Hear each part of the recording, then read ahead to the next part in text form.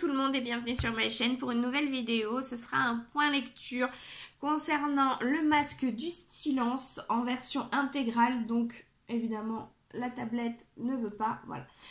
En version intégrale, donc il y a les 2 tomes plus 3 nouvelles de l'autrice Charlène Gros-Piron qui s'est auto-éditée chez Librinova. Je suis en partenariat avec elle, donc c'est un service presse. J'ai lu cette intégrale qui fait un peu plus de 700 pages, presque 800 pages, assez rapidement. J'ai eu quelques petits soucis parce que ma tablette est tombée en panne, etc. Du coup, j'ai dû en racheter une, le temps de la recevoir, bref. Mais sinon, c'est quelque chose qui se lit très vite, c'est quelque chose où il y a beaucoup d'action, il y a tout le temps quelque chose qui se passe. Nous sommes dans un univers d'une romance fantastique qui se passe dans notre monde, mais où il y a un côté parallèle pour le monde des enchanteurs. Donc nous allons suivre Hélène Esperanza, qui est une descendante Esperanza, donc, et qui va se retrouver à hériter du pouvoir d'enchanteresse de sa grand-mère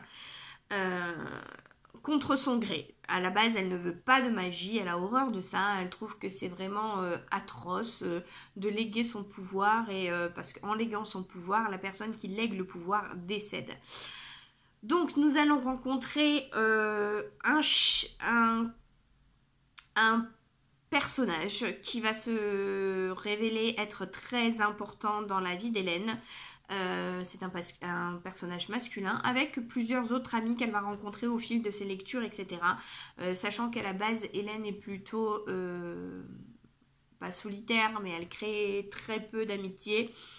Elle a un petit frère, elle a des parents, etc. Tout ce petit monde-là évolue dans le monde des enchanteurs. Et nous allons la suivre dans ses études pour apprendre à gérer ce pouvoir, parce qu'en fait, sa grand-mère avait le choix entre elle et sa cousine, et elle a fait le choix de lui donner à elle. Vous en saurez plus en lisant le livre sur ce choix-là, pourquoi, comment, etc. J'ai aimé le fait que Charlène rajoute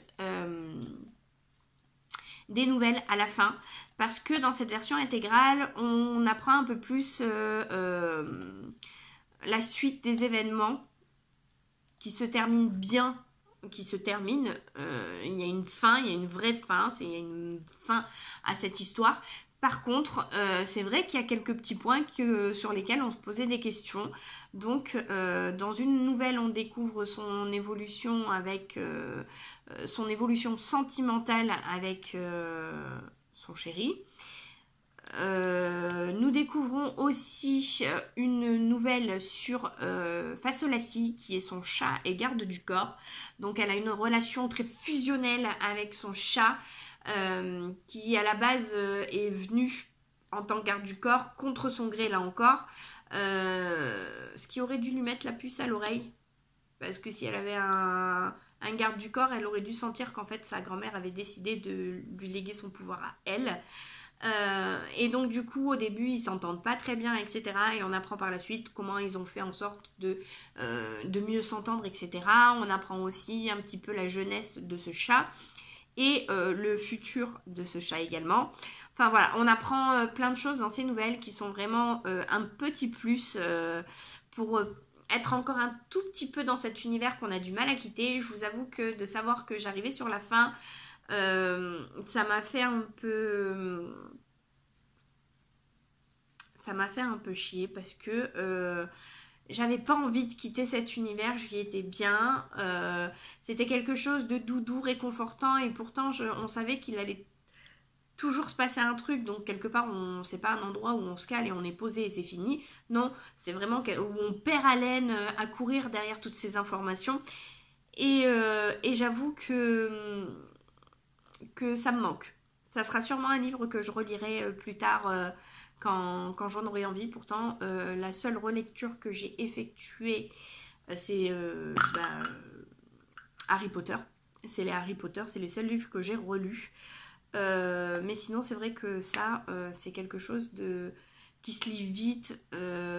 C'est vraiment un peu comme de la bitlite ou de la chiclite. Peut-être plus de la chiclite, je sais pas. Non, il y a un côté fantastique, donc plutôt de la bitlite.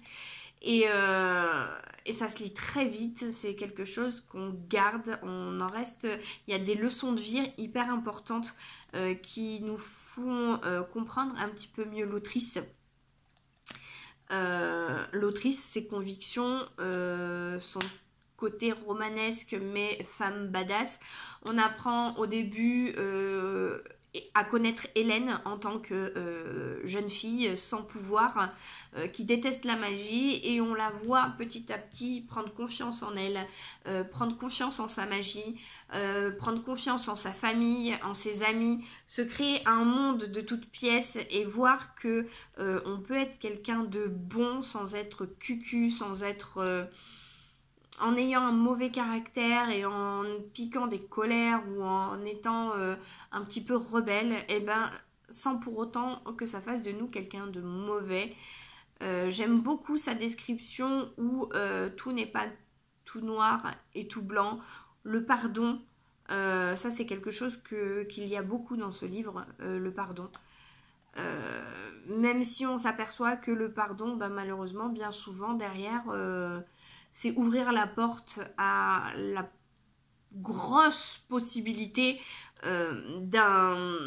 d'une récidive, en fait, hein, tout simplement. Globalement, pour ma part, j'ai toujours l'impression que quand on donne une deuxième chance à quelqu'un, il ne la saisit pas comme on le voudrait, et que c'est souvent jeter du temps, de l'énergie et de l'espoir en vain. Après, connaissant Charlène comme je la connais, c'est quelqu'un qui est très croyante, et du coup son amour pour l'espoir, la bonté, la bienveillance se transmet dans ses livres sans que ce soit... parce que moi, vous savez, je suis athée, et donc c'est vrai que quand il y a trop, ça m'étouffe, peu importe la religion, hein, mais soit je lis un livre sur la religion, soit je lis un livre sur un autre sujet. Mais on va dire que il est difficile quand on lit un sujet à la religion de faire quelque chose de neutre sans trop retranscrire son opinion, sa foi et ce genre de choses. Et si on ne sait pas que Charlène est croyante, eh ben on s'aperçoit juste que son livre transmet des valeurs, mais des valeurs qui peuvent être communes à tout le monde, qu'il soit religieux ou non. Quelqu'un qui a juste une ligne de conduite peut déjà avoir ses traits de caractère et attendre des autres autant de bienveillance que ce que eux ils fournissent. Et je dois avouer que outre le fait que ces livres sont extrêmement intéressant, qu'ils se lisent super bien, que c'est vraiment des coups de cœur pour moi. Alors, si je devais le dire, tome 1, tome 2, j'ai préféré... Je saurais pas dire, parce qu'il y a des moments que j'ai préférés à d'autres dans chacun des tomes. Je pourrais pas dire que je préfère le tome 1 ou le tome 2, parce que en fait, il y a des moments que j'ai préférés. Donc dans le tome 1, c'est au moment où elle découvre ses pouvoirs et où elle découvre son chéri et qu'elle en tombe amoureuse. Et dans le tome 2, c'est quand elle se découvre... quand elle se découvre guerrière et qu'elle va de l'avant et qu'elle arrête d'être pourchassée par la personne qui la pourchasse, et de savoir faire la différence entre les deux facettes de l'humain, savoir pardonner et passer outre, savoir se dire que bon ben là c'est lui et là c'est lui, et à ces moments-là ben il est comme ci, et dans ces moments-là il est comme ça, et ça fait partie de sa personnalité, et je peux pas l'aimer en aimant qu'une de ses facettes, c'est pas possible. J'aime cette façon de voir les choses, j'aime ce que Charlène a cherché à nous montrer, en nous montrant que chaque personne a une part d'ombre en lui et que on est tous capables du meilleur comme du pire. J'avoue que c'est vraiment quelque chose qui m'a marqué. C'est un livre qui ne parle pas de philosophie, etc. Ce n'est pas un essai, c'est vraiment un roman, et c'est un roman qui vous laisse des séquelles. Mais des séquelles positives, c'est-à-dire qu'au fond, vous allez chercher à vous comprendre un peu mieux vous-même. Ouais. J'ai pas encore laissé de notes sur Livre Addict, Amazon, etc. J'irai le faire tout à l'heure. Je pense que je vais laisser, comme c'est un intégral et qu'il y a un tome que j'ai légèrement préféré à l'autre, mais plus pour un acte spécifique que je ne peux pas vous dire que l'autre, eh bien je vais faire une moyenne des deux et je dirais que je mettrai 17 ou 18. Je crois que je peux pas trancher entre les deux. Du coup, ouais, je mettrai 18. C'est pas un coup de cœur, mais c'était vraiment pas loin. Le premier qu'elle m'a fait lire d'elle était vraiment un coup de cœur phénoménal.